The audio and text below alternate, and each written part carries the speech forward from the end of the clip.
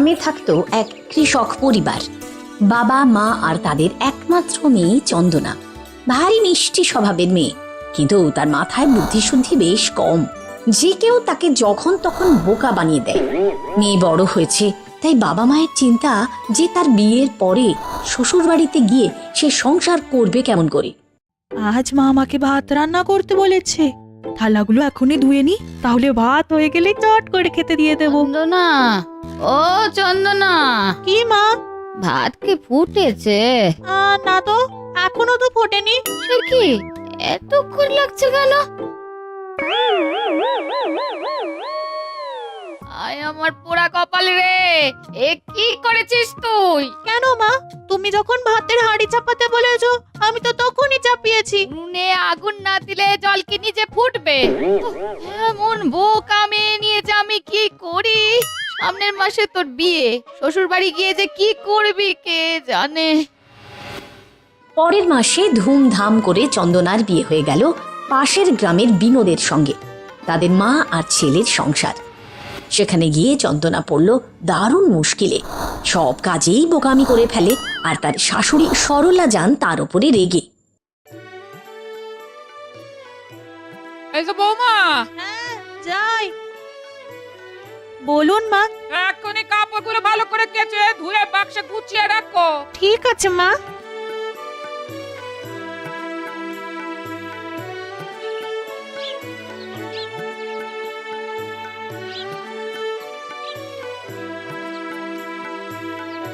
কই গো, একটু জল বাতাসা দাও।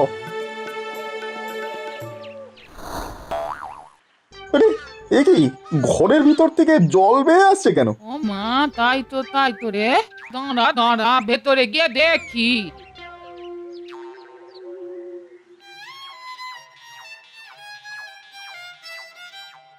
বৌমা, বাক্সের মধ্যে এক গাদা ভিজে কাপড় ঢুকিয়ে রেখেছো কেন? তাই থেকে জল বেরিয়ে সারা বাড়িতে গড়াচ্ছে। কেন মা, আপনি যে তখন বললেন কাপড়গুলো কেচে ধুয়ে বাক্সে তুলে রাখতে। ধোয়া কাপড় না শুকিয়ে বাক্সে তুলেছো? হায় হায় হায় হায়, আমি কোথায় যাব গো? হ্যাঁ, তুমি ভিজে কাপড় না শুকিয়েই? এই হাসিস না বিনোদ, কাল থেকে তুই ওকে সঙ্গে করে খেতে নিয়ে গিয়ে চাষের কাজ শেখা। হ্যাঁ, পরের দিন থেকে বিনোদের সঙ্গে চন্দনাও খেতে যাওয়া শুরু করলো। সে বিনোদকে চাষের কাজে সাহায্যও করতে লাগলো। বিনোদও চেষ্টা করতো তাকে চাষের কাজ শেখাতে। কি গো, বুঝতে পেরেছো কেমন করে মাটির নিচে বীজ লাগাতে হয়? মা জানতে চাইলে বলতে পারবে তো? খুব পারবো, এটা তো খুব সহজ কাজ। হ্যাঁ মা, এখন না আমি আগের মতো আর বোকা নেই। আচ্ছা বলো দেখি, কোন সবজির জন্য কি বীজ লাগাতে হয় বলো? হ্যাঁ, হ্যাঁ আমি জানি তো। এই এই কুমড়োর জন্য কুমড়োর বিচি, লাউয়ের জন্য লাউয়ের বিচি, আর পটলের জন্য পটলের বিচি। আর মাছ চাষ করতে হলে কি বীজ লাগবে? মাছ চাষ, মাছ চাষ, মাছের কাঁটা।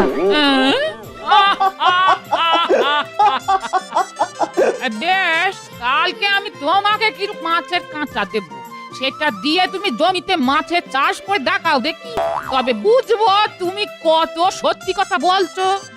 ঠিক আছে মা। সরলার কাছ থেকে মাছের কাঁটা নিয়ে চন্দনা পরের দিন তাদের জমিতে গেল। বিনোদ তাকে যেমন শিখিয়েছিল সেভাবেই সেখানে মাটি খুঁড়ে মাছের কাঁটাগুলো পুঁতে দিল।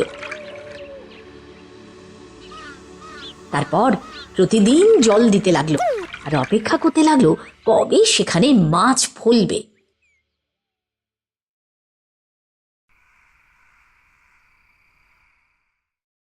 এই হদ্দ বোকা মেয়েটাকে দেখলেই আমার রাগ হয়। বাড়ি থেকে না তাড়ালে যেন আমার শান্তি নেই। এই যে মেয়ে, তোমার মাছের চাষ কত দূর গো? এখনো তো কিছু হয়নি, তবে এবারে নিশ্চয়ই হবে। হ্যাঁ, এই একটা কথা পরিষ্কার করে শুনে রাখো, আর এক সপ্তাহের মধ্যে যদি তুমি মাছ ফলাতে না পারো, তাহলে আমি বুঝবো যে তুমি আমাকে মিথ্যে কথা বলেছিলে। আর শাস্তি হিসেবে তোমাকে বরাবরের জন্য বাপের বাড়ি পাঠিয়ে দেব। আমি কালকে আবার গিয়ে দেখে আসবো মা।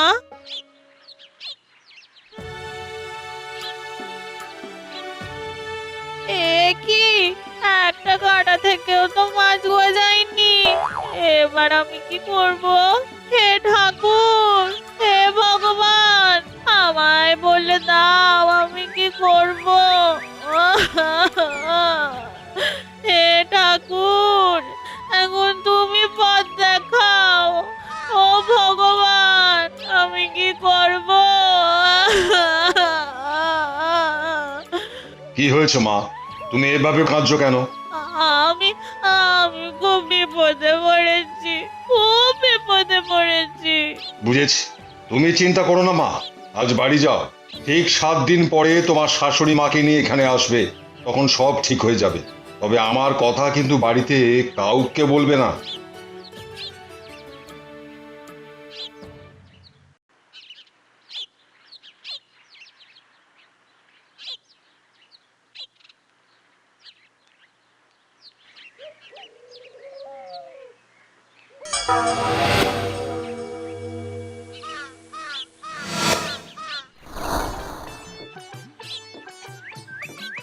সত্যি বলছো বিনুর মা?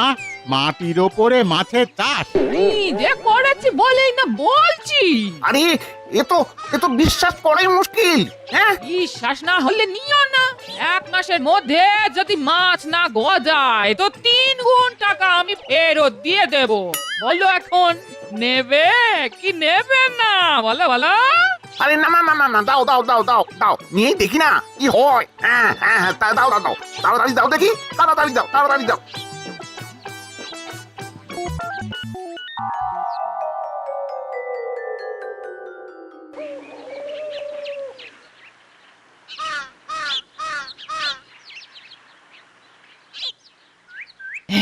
মাসখানেক হয়ে গেল, এবার সবার জমিতে মাছ ফলতে শুরু করবে, আর আমার কাছেও মানুষ আসবে কাঁটা কিনতে।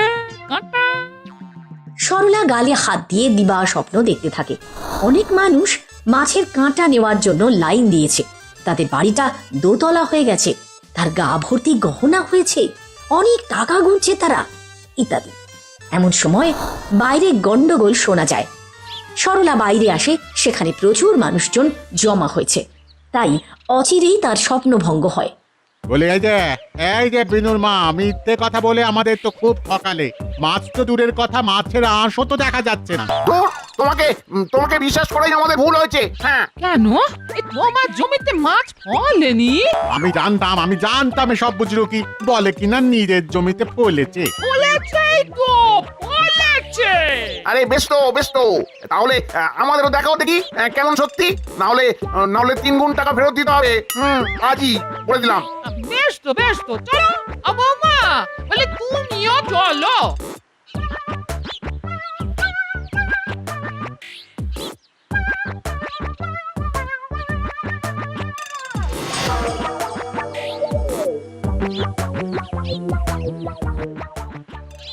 আরে জমিতে তো সত্যি সত্যি মাছ ফলে আছে দেখছি। আর মানে আমাদের বাজে জিনিস দিয়েছে। তবে এই মেয়ে জানে ওই এই সব করেছে। বলি সত্যি করে বলো তো, কি কার সাজি করেছো? বলো। সাধু বাবার কথা তো বলতে বারণ আছে, এখন কি করি? আমি কিছুই করিনি মা, সব ঈশ্বরের আশীর্বাদ। ও সব বাজে কথাই আমাকে বোকা বানাতে পারবে না। ঠিক করে বলো ব্যাপারটা কি, না হলে কিন্তু ভালো হবে না। শান্ত হও, চন্দনা সত্যি কিছু করেন। যা দেখছে সবই মায়া। খেতে কখনো মাছ চাষ হয় না, কিন্তু এই মেয়েটিকে বাড়ি থেকে তাড়ানোর জন্য ও শাশুড়ি ওকে এমন একটা অবাস্তব কাজ করতে বলেছিল। আর সেই অত্যাচার থেকে মেয়েটিকে বাঁচানোর জন্য আমি এই মায়া সৃষ্টি করেছিলাম। ছি মা, ছি ছি ছি ছি ছি, তুমি এইভাবে চন্দনাকে তাড়াতে চেয়েছিলে? ছি ছি, এ তো খুবই অন্যায় কাজ। এটা তুমি মোটেই ঠিক করনি বিনোদের মা। সরল মনের মানুষ হওয়া কোনো অন্যায় নয় মা, কিন্তু সরলতার সুযোগ নিয়ে কাউকে বিপদে ফেলা অন্যায়, ঘোরতর অন্যায়। ভালো মানুষের বিপদে যে ভগবান তার সহায় হন, সেটা দেখতে পেলে তো? কি যে বলি, আমার ক্ষমা করে দাও বৌমা, ক্ষমা করে দাও। আমি আমার ভুল বুঝতে পেরেছি, আমায় ক্ষমা করে দাও। এভাবে বলবেন না মা, এভাবে বলবেন না। চলুন আমরা আমরা এখন বাড়ি চলে যাই। এরপর তার স্বামী ও শাশুড়িকে নিয়ে সুখে ঘরকন্যা করতে থাকে চন্দনা।